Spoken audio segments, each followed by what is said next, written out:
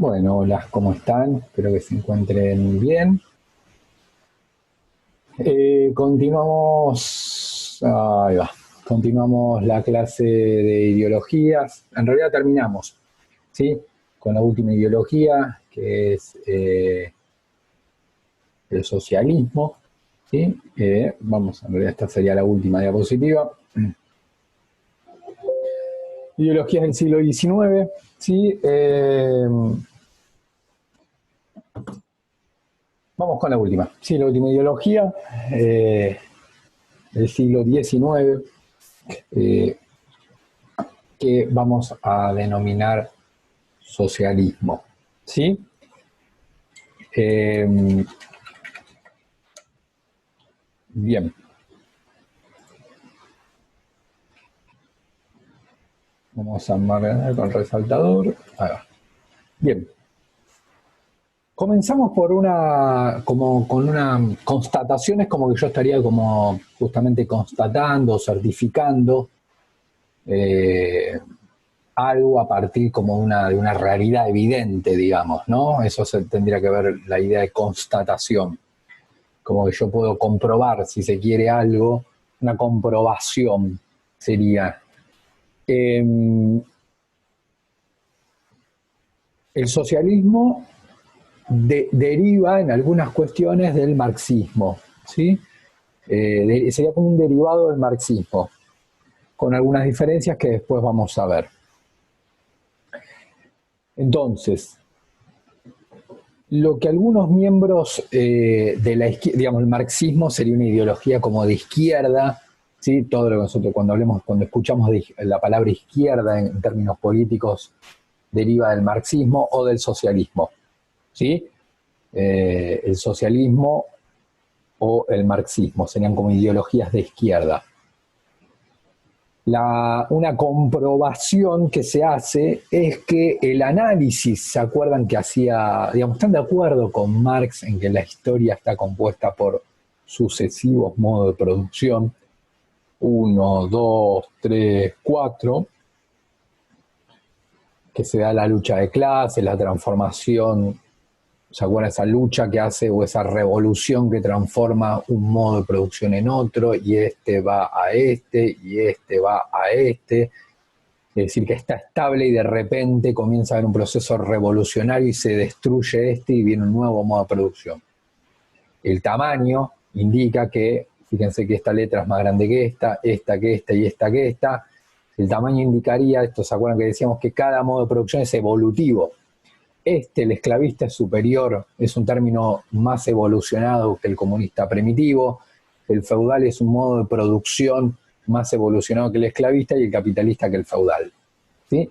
Pero ¿se acuerdan que dijimos que para Marx ese modo de producción capitalista era inminente su colapso, su autodestrucción, para avanzar hacia como que Marx, que estaba viviendo alrededor de 1850, ¿sí? Dijimos que Marx estaba viviendo alrededor de 1850, ¿sí? 1850 Marx, ¿sí? Y que él creía, bueno, que ese colapso del sistema capitalista era inminente, ¿sí? Eh, a partir de un proceso de revolución social, ¿sí? Sobre todo impulsada por la clase trabajadora, por los obreros, ¿sí? Que era esa clase que iba a obreros, ¡ay, qué espanto! Esa clase social que iba de alguna manera a enfrentarse a los capitalistas, ¿sí? Y llegar al poder político. Bueno, ahora, ahí está la diferencia con los socialistas. ¿Qué es lo que comprueban? ¿Qué es lo que comprueban esos socialistas? ¿Sí? Los socialistas estos ya están parados un poquito más adelante que Marx, ¿sí? Porque fíjense que ya están a fines del siglo XIX. Y lo que veían es que el sistema capitalista no estaba en un proceso de crisis no estaba en un proceso cambio la palabra crisis, está mal. no está en un proceso como de destrucción. No, ellos entendían que, digamos, veían que el sistema capitalista no era inminente su caída como sistema económico y social. ¿Sí? ¿Se acuerdan que para Marx en 1850, 1860 era inminente el colapso del sistema capitalista y la llegada de un nuevo modo de producción, el comunista? Los socialistas, de hecho, están después, piensen ya en 1875, 1880, ¿sí? 1890, es decir, después, Marx de hecho muere creo que en 1870, por ahí ya muere. Y los socialistas dicen, bueno, Marx dijo que el sistema capitalista iba a entrar en un colapso, iba a venir otro modo de producción. Bueno, la verdad que estamos en el 70, 1880, 1890 y eso no está pasando. Por eso ahí es lo que digo de comprobar. Bueno, ahí no es una cuestión subjetiva, no es algo que yo puedo comprobar. Es decir, que la definición que ustedes estudiaron de capitalismo a principio de año, el sistema capitalista es un modo de producción basado en la propiedad privada de los modos de propiedad, todo eso seguía presente en 1870, 80, 90. Entonces, era evidente, entonces, ¿qué era evidente? ¿Qué se podía comprobar para este momento? Es decir, fines del siglo XIX. Que el sistema capitalista podía de última atravesar alguna crisis, de hecho estaba atravesando una crisis económica, pero esa crisis del capitalismo de fines del siglo XIX no implicaba su destrucción del sistema, no implicaba que el sistema se iba a venir, se iba a derrumbar el sistema e iba a venir otro.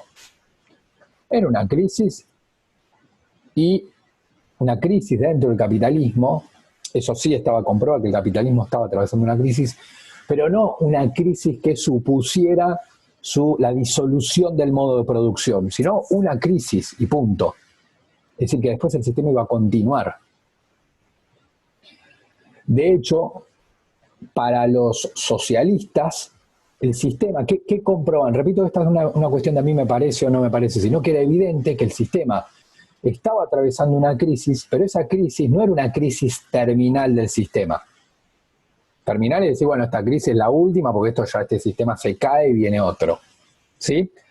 Como nosotros podemos decir acá en el siglo XIV, el sistema feudal ahí entró como una crisis terminal, ¿no? De hecho, ¿se acuerdan que la transición arranca en el siglo siguiente, en el XV? La transición arranca ahí. Es decir, que el feudalismo en el siglo XIV atravesó una crisis, el feudalismo, y que a lo largo supuso la caída de este sistema y el reemplazo por este. A fines del siglo XIX, el capitalismo está atravesando una crisis,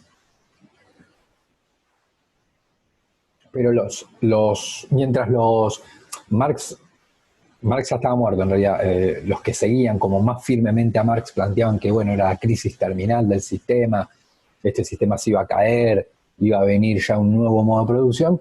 Para los socialistas dice, es verdad que es una crisis, pero no es una crisis terminal. No lo es. No vemos que el sistema capitalista esté próximo a derrumbarse para un nuevo modo de producción. Por el otro lado, lo que plantean, y voy a este punto, esto hay que explicarlo bien, ellos planteaban como que en realidad el capitalismo debía continuar desarrollando hasta agotar sus potencialidades.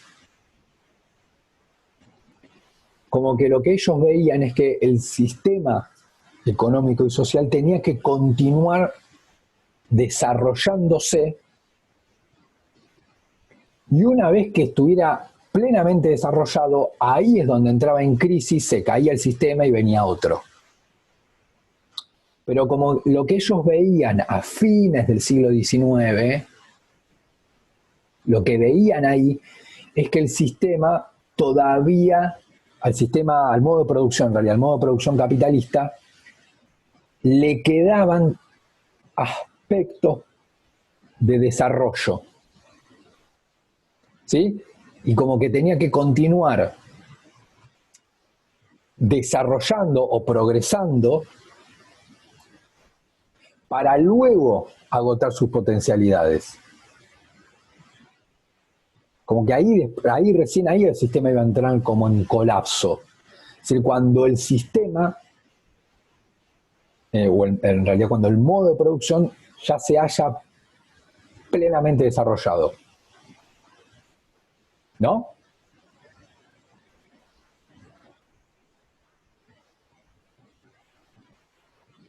Es como decir, bueno, estamos en el siglo XIX, ¿no? Fines del siglo XIX. Yo estoy ahí, estoy a fines del siglo XIX. Soy un socialista. ¿Qué es lo que pienso? Que este modo de producción le queda todavía desarrollo. Le queda tiempo de desarrollo. Que luego, cuando eso pase, cuando ese sistema ya esté plenamente desarrollado, ahí es donde va a entrar en colapso. Fíjense que obviamente no es algo, en algún punto es cercano a Marx y en otro no, porque ellos están planteando que los sistemas son evolutivos, paso de acá a acá, y acá a acá, al feudalismo, del feudalismo al capitalismo, y que se desarrolla, por ejemplo, se desarrolla cada vez más, hasta que se agota, se vive un proceso revolucionario y se salta al esclavismo. Se desarrolla, hasta que está plenamente desarrollado, revolución social y se pasa al feudalismo. Desarrollo, hasta que revolución social y se pasa al capitalismo. Ahora, para Marx, también está de acuerdo de eso, la diferencia era que el capitalismo para Marx ya estaba desarrollado, ya más no iba como a progresar o avanzar el sistema, por lo cual ahí se iba a entrar en crisis, es decir, en 1850, 1860, es decir, ya como que el sistema capitalista ya estaba plenamente desarrollado. De alguna manera, no sé, póngalo como que algo ya está maduro, como si fuera una planta o una fruta que ya está plenamente maduro, y bueno, después de ahí es como, ya está, no hay más tiempo de maduración, ya está. Mientras que y ahí entra en crisis y viene otro modo de producción. Para los socialistas eso es igual, va a pasar eso, es decir, el sistema surge, se desarrolla hasta que llega a una madurez y ahí después se pasa a otro. Pero el punto es, ¿cuándo es la madurez?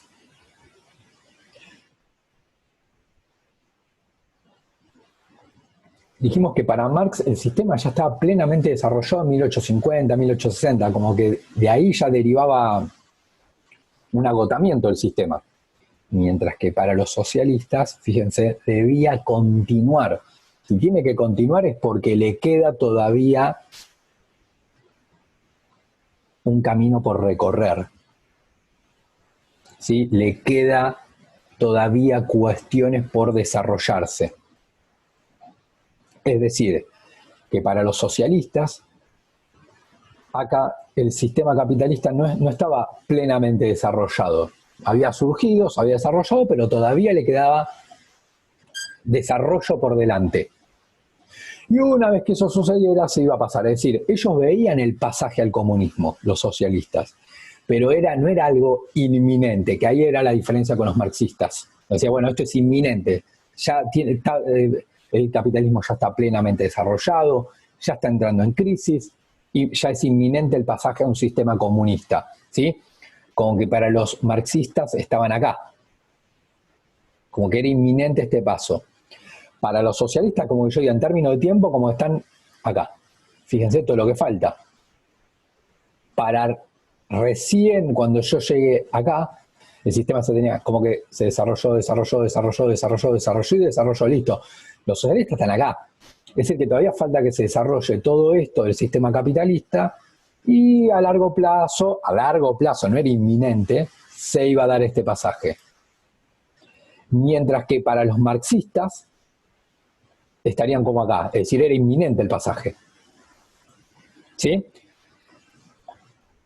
Entonces, fíjense ahí cómo hay cosas que tienen en común y hay cosas que se diferencian. Es decir, los dos están diciendo que el próximo modo de producción va a ser el comunista. Pero hay una gran diferencia, que para los marxistas creen que es inminente. Es como, bueno, ya el capitalismo está plenamente desarrollado, ya está. Más de esto no va a dar. Ahora es el momento del pasaje. Mientras que los socialistas dicen, no, en realidad estamos acá. Esto se tiene que desarrollar todavía mucho más. Y cuando se llega, ahí se va a dar. Eso es algo como que yo estoy parado aquí, sé que es a largo plazo. Obviamente no tengo una fecha, porque si no ya veo el futuro, ¿sí? No es que digo, bueno, en 15 años va a pasar. No, no lo sé. Yo estoy acá y sé que, o supongo, que le queda más desarrollo todavía.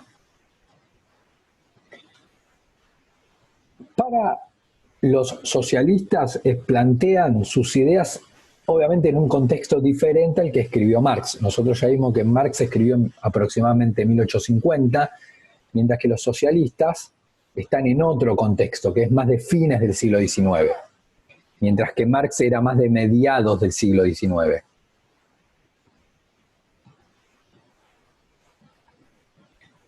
¿Por qué es importante saber que hay un contexto diferente al de Marx?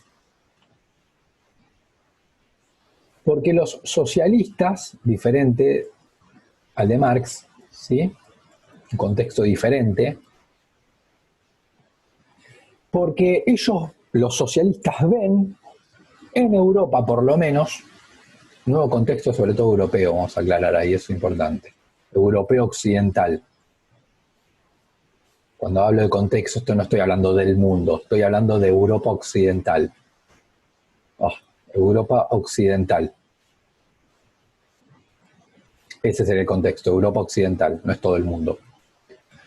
Como que Marx escribe en 1850 mirando Europa occidental. Los socialistas también, Europa occidental, pero como yo diga 30 años más adelante, ¿sí? 1880, 1890. Y ahí los socialistas ven un contexto diferente al de Marx, por lo cual, al ver un contexto diferente, porque no es lo mismo Europa occidental en 1850 que en 1890, como ven un contexto diferente, lo que plantean es diferente. Cuando Marx escribe, no los socialistas, sino cuando Marx escribe, algunos ejemplos, en algunos países no estaban, en la mayoría de los países de Europa occidental, imagínense el resto del mundo, ¿no? Pero bueno, nos paramos en Europa occidental, no estaba la ley de las 8 horas de trabajo todavía. No había, obviamente, cuidados médicos para los trabajadores, por más que te lastimaras trabajando, era bueno, arréglate vos. No había regulaciones en relación al salario, cuánto se te tenía que pagar. No había en muchos países regulaciones de la edad de trabajo, con lo cual trabajaban en muchos casos niños. No existían regulaciones en las condiciones de trabajo. Estoy diciendo todos elementos que no estaban cuando Marx escribió, ¿sí? No estaba regulado como el ambiente de trabajo, ¿sí? Las condiciones, ¿sí? Si tengo que trabajar, capaz era 10 horas, tengo que trabajar, como no estaba regulado las horas, capaz era yo tenía que trabajar 12 horas parado. No estaba escrito que me tengo que sentar, ¿sí? O el horario de comida, ¿sí? Todo eso no estaba escrito. Entonces, en ese contexto es donde Marx escribe. 8 horas, ausencia de legislación laboral, ¿sí? Además, en muchos países los trabajadores estaba directamente prohibido que los trabajadores reclamaran por sus derechos. ¿Sí? No podían hacer una ley legal que manifestaran por mejores condiciones de trabajo, eran perseguidos, encarcelados, ¿sí? Bien. El contexto, entonces, Marx ve ese contexto. Cuando los socialistas escriben, el contexto es diferente. decir, por eso hablamos de un nuevo contexto en Europa Occidental. Por ejemplo, en muchos países de Europa Occidental ya había libertades políticas. ¿A qué me refiero esto? ¿Qué sería una libertad política? Por ejemplo, sí, en realidad agregamos, ahí modificamos, sí, sería libertades políticas y civiles. Sí, libertades, agregamos, por favor. Libertades. No, lo voy a agregar ahora si ya de paso lo ven. Libertades civiles.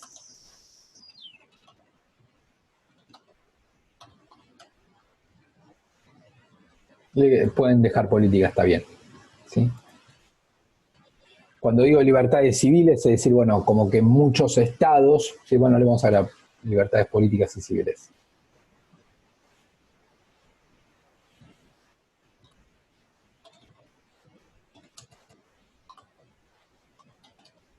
No.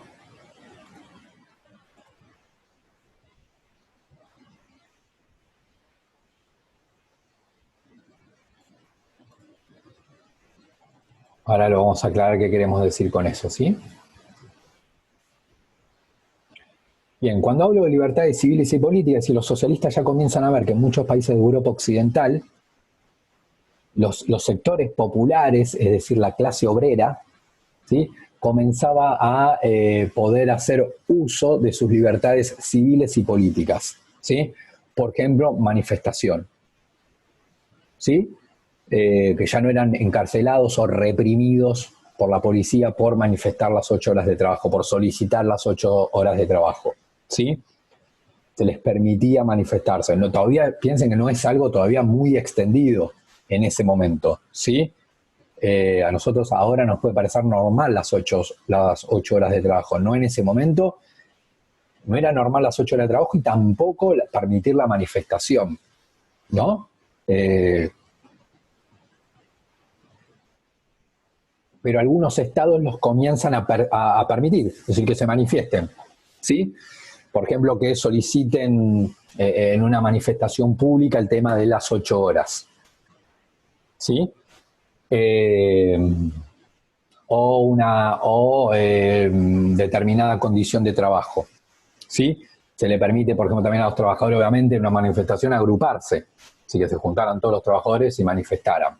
Eso también estaba de alguna manera restringido y lo comienzan los estados lentamente a permitir, ¿sí?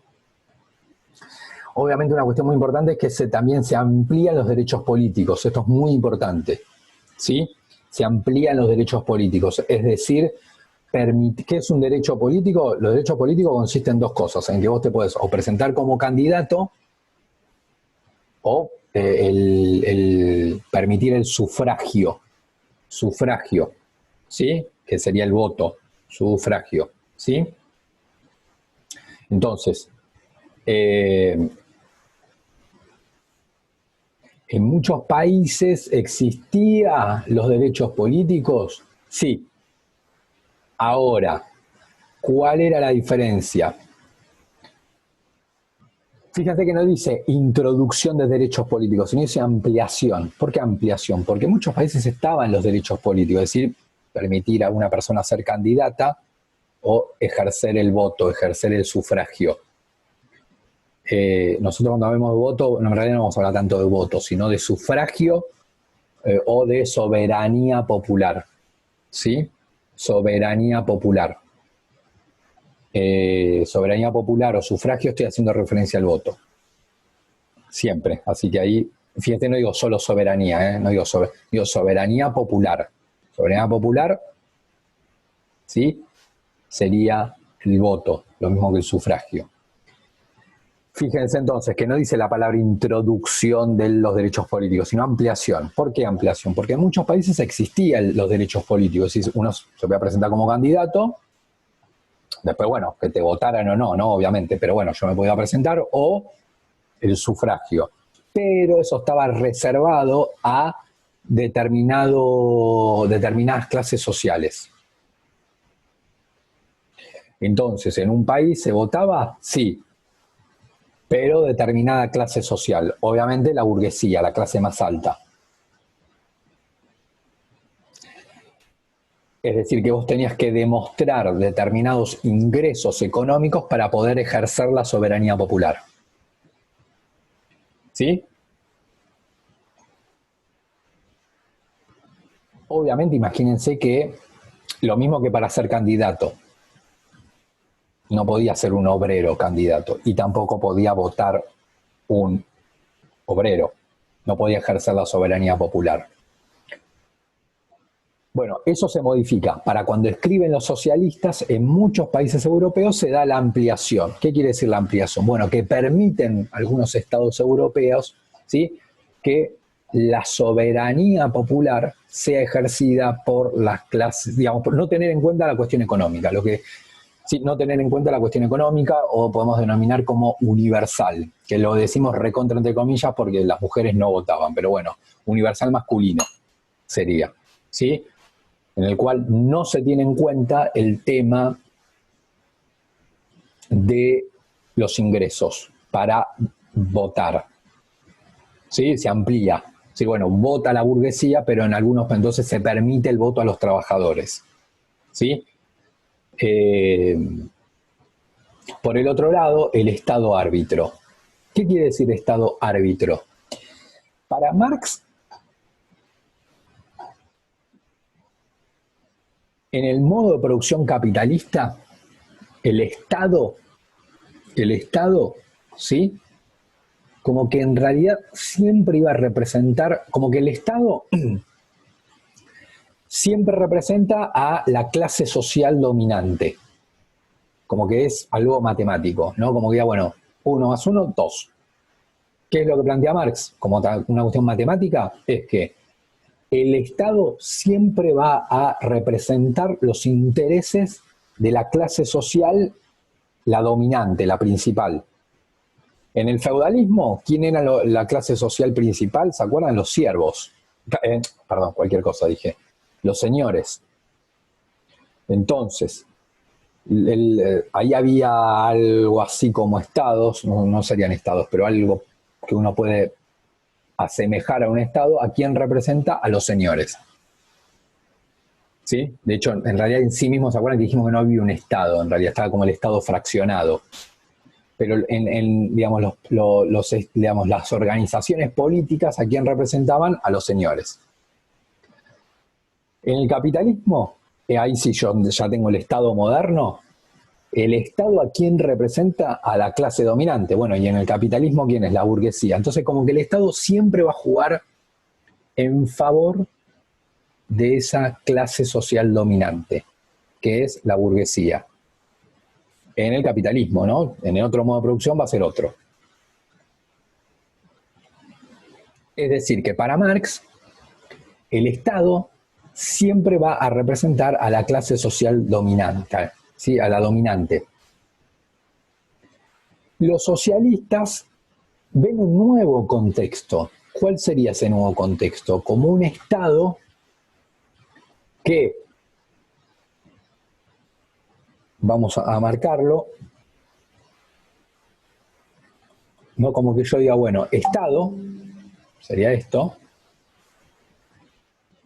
y el Estado se da en una sociedad, ¿no? Por ejemplo, en un país determinado donde yo tengo diferentes clases sociales. Por ejemplo, vamos a hacerlo bien simple, la clase obrera y la clase burguesa. ¿Sí? Nosotros ya dijimos que para Marx el Estado siempre va a representar esta clase.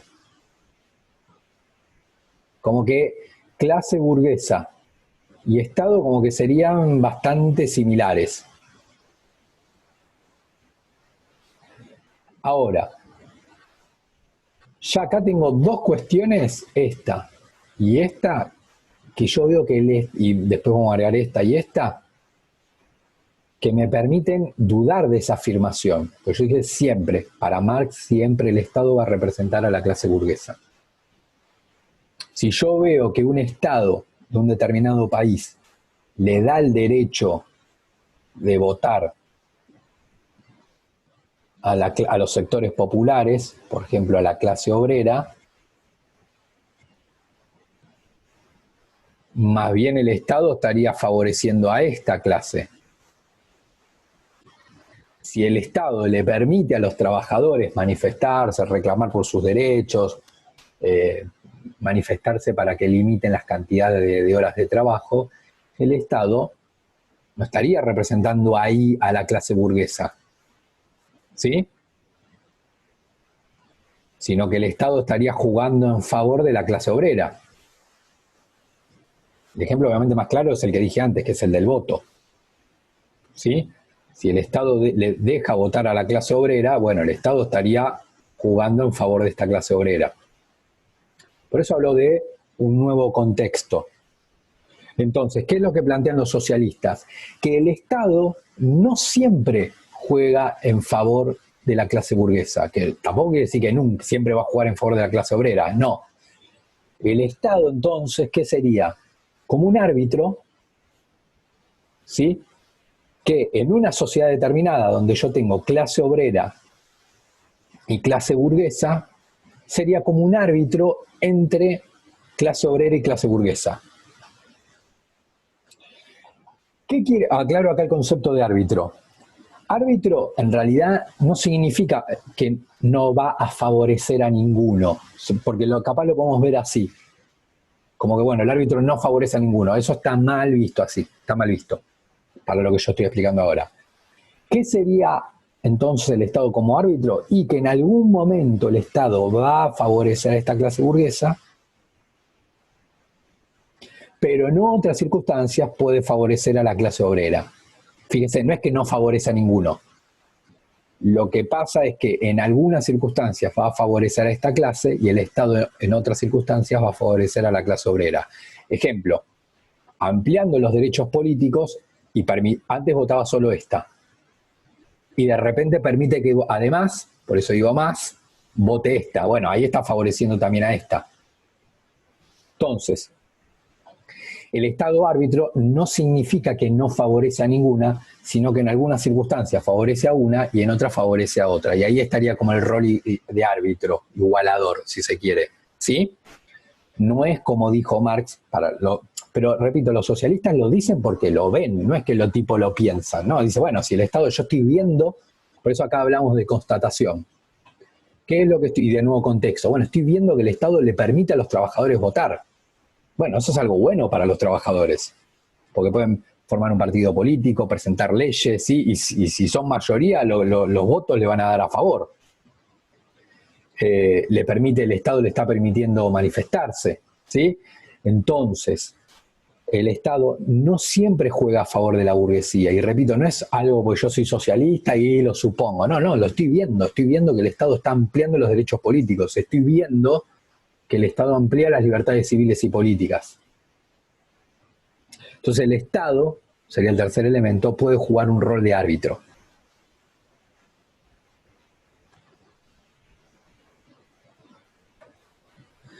No solo que el Estado amplía los derechos políticos, las libertades civiles y políticas, y el Estado tiene un rol, digamos que el Estado asume un rol de árbitro.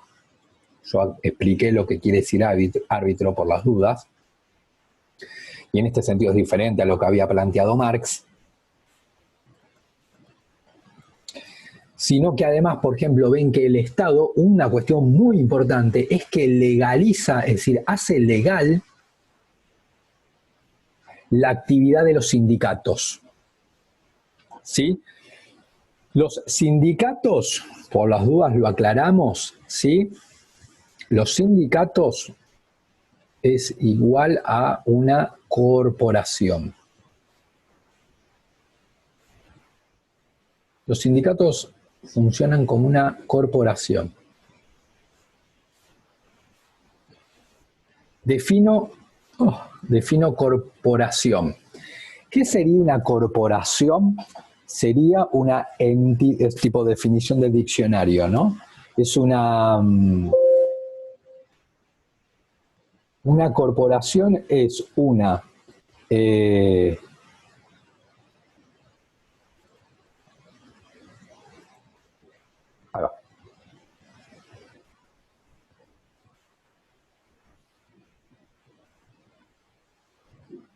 marcador pluma.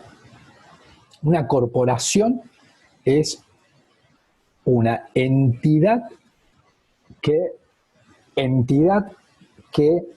representa intereses particulares.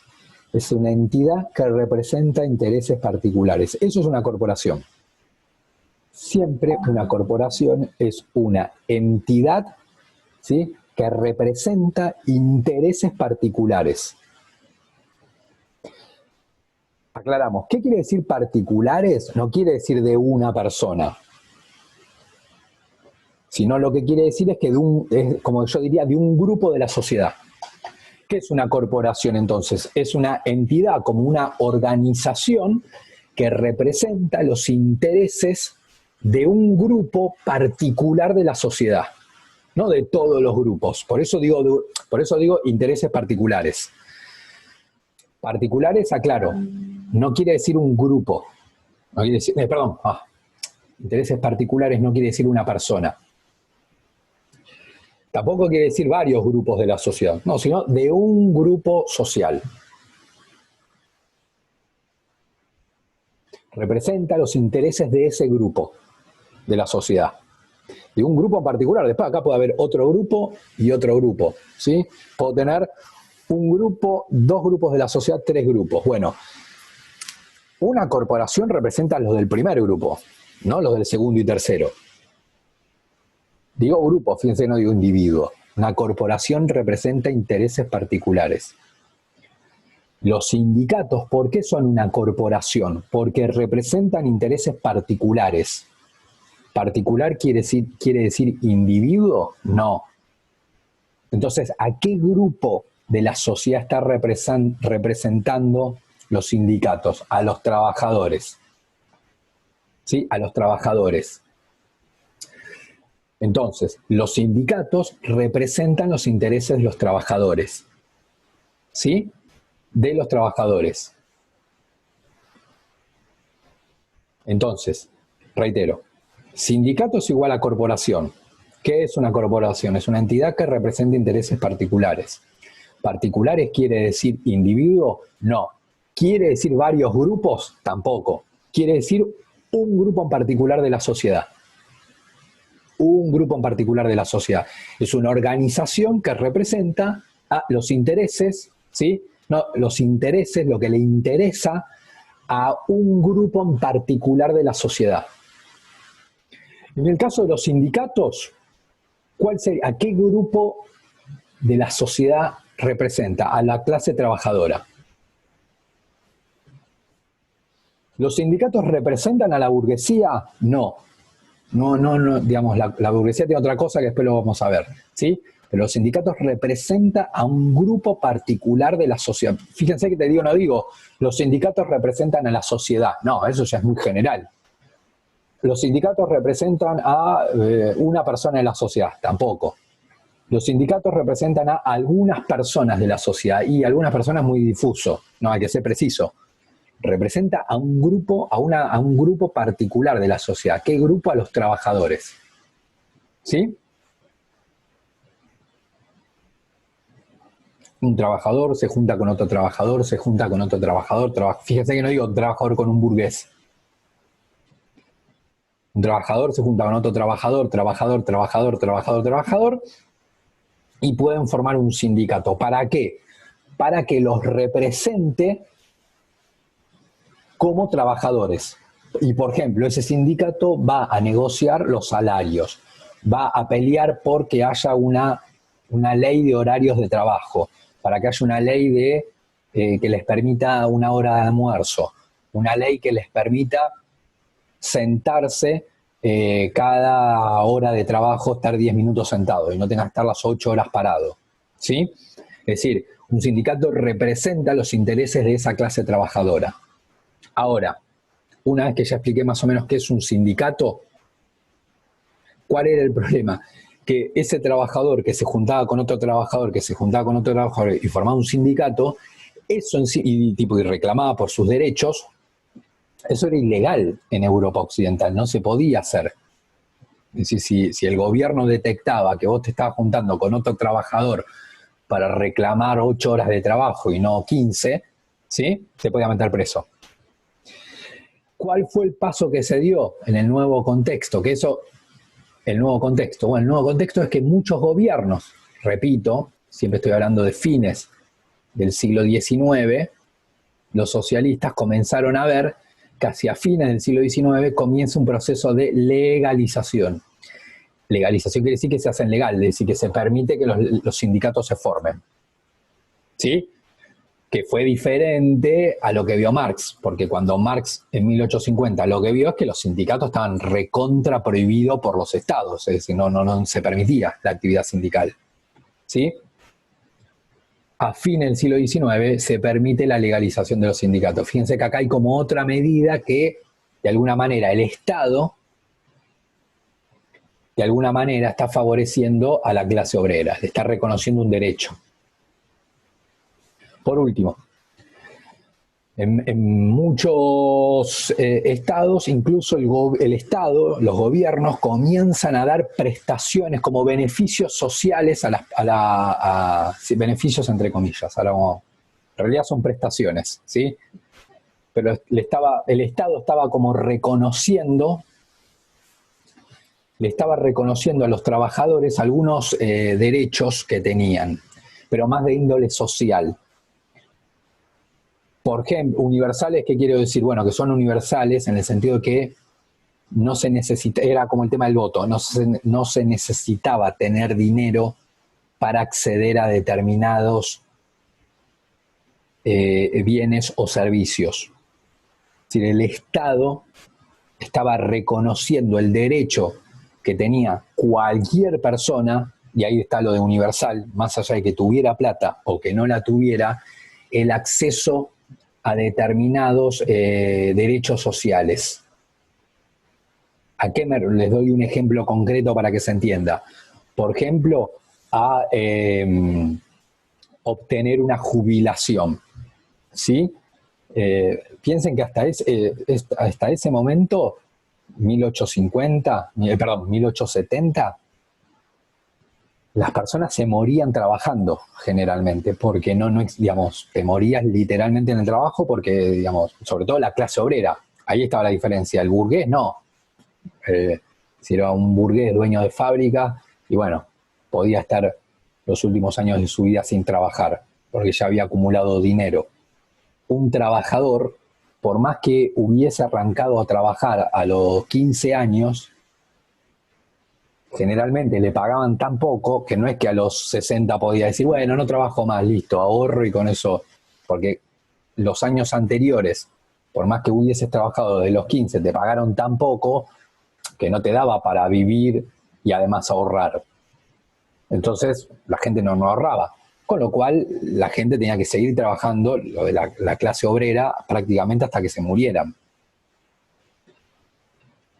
Entonces, ¿qué es lo que se comienza a establecer? Bueno, algo así como una jubilación, ahí sería como una prestación social, ¿sí? Y bueno, el Estado a determinada edad te va, obviamente grande, te va a reconocer el derecho a que vos recibas dinero para que no trabajes, ¿sí? Es decir, no sé, que a los 60 años dejes de trabajar y el Estado te paga una jubilación, ¿sí? Entonces, obviamente eso favorecía más que nada a la clase obrera, que era la que no tenía ahorros, digamos, para sostenerse, ¿sí? Entonces, fíjense que todos estos cuatro que yo dije me van llevando hacia esa idea de Estado como árbitro. Obviamente yo en estas cuatro favorece a la clase obrera, pero bueno, también porque no es el propósito de esta diapositiva hablar del beneficio a la clase burguesa, que también seguía existiendo hacia 1870. Entonces, fíjense que es un Estado que ya tiene muchas medidas en favor de la clase obrera. Entonces, los socialistas lo que dicen es, bueno, Marx estuvo equivocado, porque Marx decía que el Estado siempre jugaba en favor de la clase burguesa. Bueno, nosotros estamos viendo, no digo supongo, pienso que, no. Estoy viendo que el Estado, en algunas circunstancias, favorece a la clase obrera. Entonces el Estado más bien sería como un árbitro entre la clase obrera y la clase burguesa. Entonces,